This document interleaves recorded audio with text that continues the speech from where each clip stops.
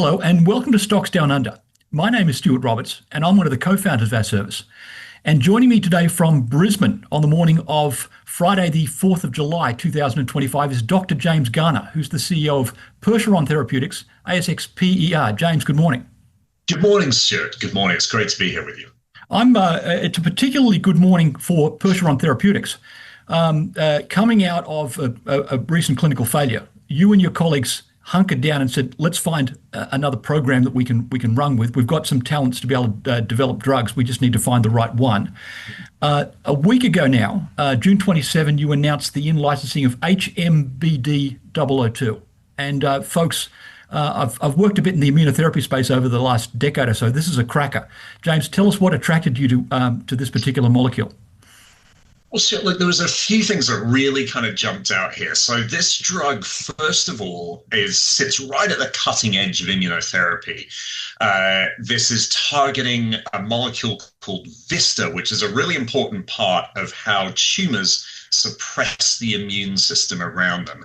For a tumour to sort of set itself up and to grow, it has to damp down the immune system around itself. And VISTA is one of the ways it does that. Now, there's a couple of other ways that have been targets of very, very successful drugs, products like Keytruda and Opdivo. But this drug is one of the most advanced and one of the most promising against VISTA. So that jumped out at us. But what also really sold us is that this drug has already completed phase 1 trials. It looks on present evidence to be super safe. And it means we can now focus on going straight into the phase 2 trials, the efficacy trials that are going to really add value and show what this drug is worth. So rather than going right back to the drawing board, working in the lab, working on really early phase stuff, we are once again a mid-clinical stage company with a really, really promising drug candidate in our pipeline. All right. So I'll tell you what excited me when I was looking at the available data. About a decade ago, I was working for a company called Prima Biomed, now called Immutep, before Mark Kennis and I started this business. And in one of the charts in the most recent presentation is the old drug I used to talk about, because it's targeting another one of those checkpoints, LAG3, and obviously made a lot of progress in the last 10 years. Your story reminds me of the kind of story I was telling at Prima all those years ago. We had to explain a checkpoint that not many people knew, and in particular why we were good at drugging it. Now, what I'm interested in here is previous attempts have failed probably because they were not IgG4, the other more powerful antibody. Here we're just suppressing VISTA. We're not trying to kill VISTA positive cells. Yeah, so that's exactly right. And I think that's one of the reasons why we're seeing this really, really compelling safety profile here. Antibodies come in different flavors, as you say. And the most common approach, particularly in cancer, are IgG1 antibodies. Yeah. And they're destructive antibodies. They're like kind of homing missiles. They latch onto a cell and they try to destroy it. And if you're trying to latch onto a cancer cell, there's obvious merits to that approach. But what we're trying to do here is something a bit more subtle. We're really just trying to turn off the immune signaling. We're trying to modify the way the immune system works. And that requires a much more nuanced approach. And so 002, our molecule, is an IgG4 antibody. It doesn't destroy cells. It just controls the signaling between them. It controls the way the immune system works.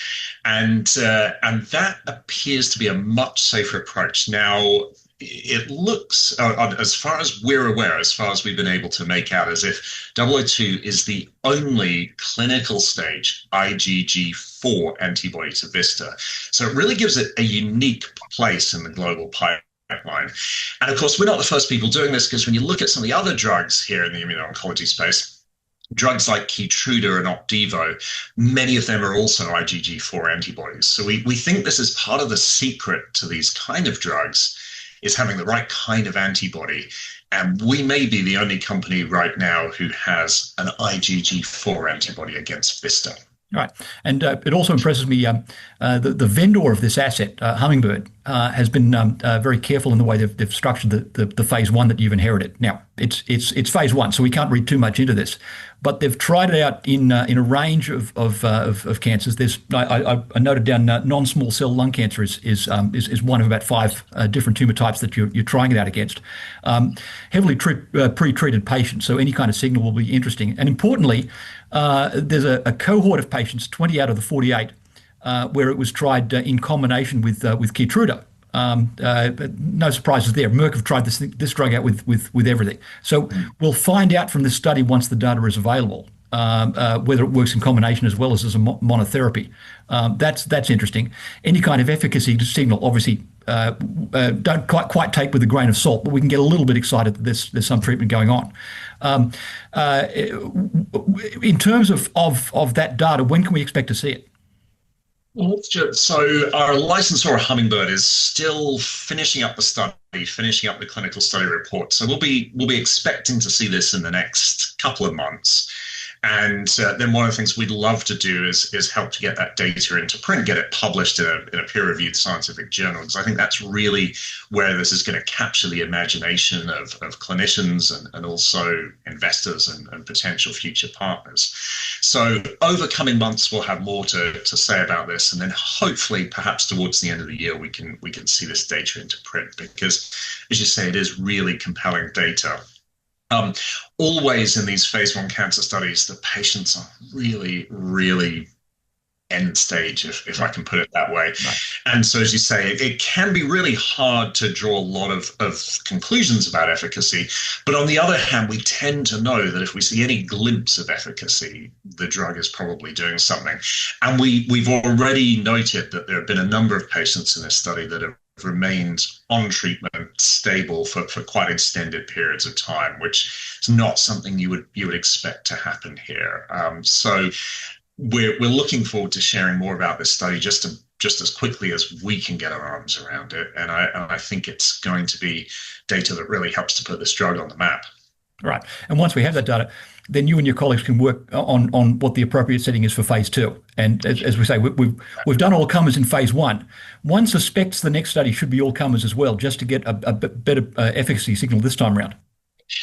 Yeah, it's one of the challenges, one of the luxuries, but also one of the challenges of a drug like this that has such broad applicability to many different cancer types, that you can either go in very specific and you can do your studies in a particular group of patients, triple negative breast cancer in combination with a particular drug, or you can do them very broad based. And in particular, there's been a movement in recent years towards what the oncologists call bucket studies, where you put the drug into 3 or 4 different groups of patients or more, different arms for different groups of patients. And it can give you, exactly as you say, Stuart, a really good way to sort of screen through different cancer types reasonably quickly and economically. And then once you start seeing the most promising opportunities, then you sort of expand there and recruit more patients into the study. So certainly one of the thoughts in our mind is to do something like that. It can be a really, really good way to quickly show the merits of a drug like this. But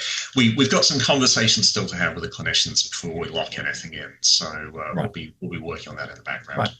For investors who don't know you, let's talk a bit about your career. You and I met back in about 2004, 21 years ago, James, and you haven't aged a day in that time, may I say. In those days, you were a local business development guy for Biogen IDEC, if I recall. But talk to us about before or after, what's gone into making your career. Yeah, Stuart, thank you. I'm a physician by training, so really my whole career has been about trying to find new opportunities to help patients. Although I've spent most of my working life in the pharmaceutical industry, I've always felt that I'm a physician at heart. I spent most of my career in big pharma with Biogen, or Biogen IDEC as it was then. I've worked with Sanofi and with Takeda. And generally, I've sat in various roles sort of at the intersection of research and commercialization of medicine. So I've done a lot of this sort of business development and partnering activity that we've just done now at Percheron, but also helping medicines to get towards market and help them launch into new markets. So I've seen a lot of drugs come and go, and I've seen has been part of some incredible programs. I really feel looking at 002, it has the potential to be one of the most exciting things I've been part of in my career. So really grateful to have this very promising drug to work on. Right.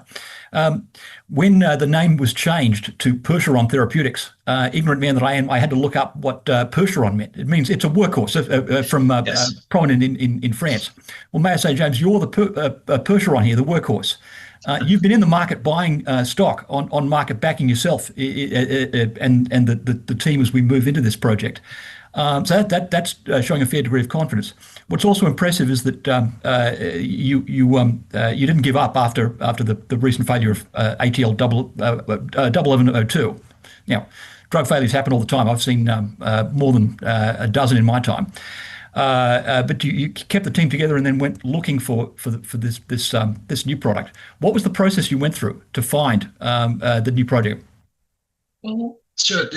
For better or for worse, pharmaceutical partner is still quite old school. I often say that we're scientifically a very innovative industry, but procedurally as businesses, we're still quite old-fashioned in a lot of ways. So Right.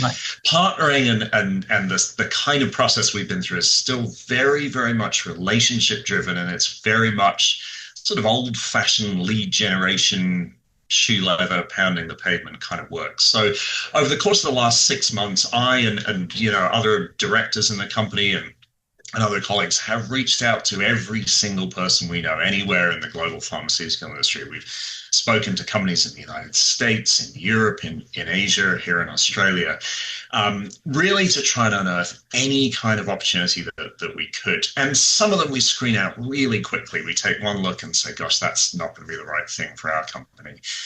Some of them we get into deep diligence. We have expert calls with clinicians. We come under confidentiality and pore over their data. So it's really quite a sort of old-fashioned process, generating as many leads as you can, funneling them down into the most promising opportunities. I would say that this program, 002, emerged as the most exciting program. And it's not always in these processes that you get your first choice. Sometimes there's quite a bit of compromise in these things, but this was the program that we all sort of immediately sat on the edge of our seats and thought, gosh, wouldn't it be great if we could get that on board. So we're really pleased where it ended up, but it's been a busy 6 months. It's been a lot of work. Certainly. Well, James Garner, well done to you and the Percheron team for this restructuring.